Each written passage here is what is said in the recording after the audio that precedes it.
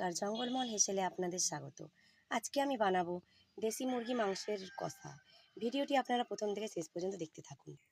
মাংস আমি একদম ধুয়ে পরিষ্কার করে নিয়েছি। এরপর আমি রান্না করে নেব। কড়াইতে তেল দিয়ে দেব।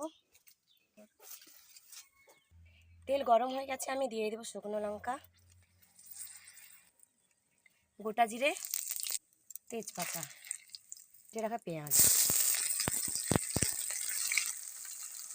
সব ভালোভাবে ভাজা করে নেব। দেখুন, মাংসটাতে খুব সুন্দর চর্বি আছে।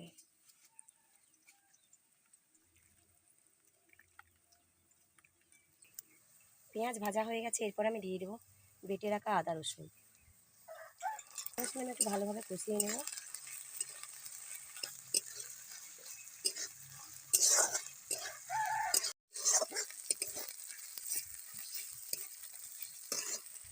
আদা রসুন ভালোভাবে কষানো হয়ে গেছে, এরপর আমি দিয়ে দেবো জিরে গুঁড়ো, লঙ্কা গুঁড়ো, হলুদ গুঁড়ো, দিয়ে দেবো অল্প পরিমাণ জল।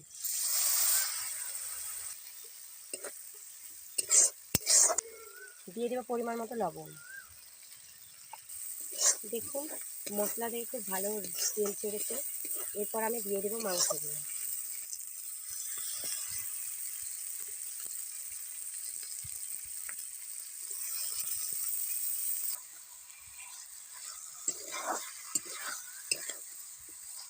মাংস আমি ভালোভাবে মশলার সাথে কষিয়ে নিয়েছি।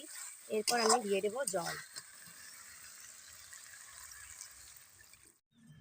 জল দিয়ে দিয়েছি, এরপর আমি কিছুক্ষণ ঢাকা দিয়ে দেবো। দেখুন, ঝোল ফুটে গেছে। আমরা যদিও বা প্রায় চিকেন আমরা রান্না করে খাই, কিন্তু আমার বাবা আবার চিকেন খায় না।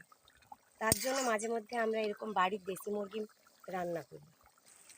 দেখুন, দেশি মুরগির কষা আমার রেডি হয়ে গেছে। এরপর আমি নামিয়ে নেব। দেশি মুরগির মাংস কষা রেডি হয়ে গেছে। ভিডিওটি ভালো লাগলে চ্যানেলটিকে সাবস্ক্রাইব করে দেবেন।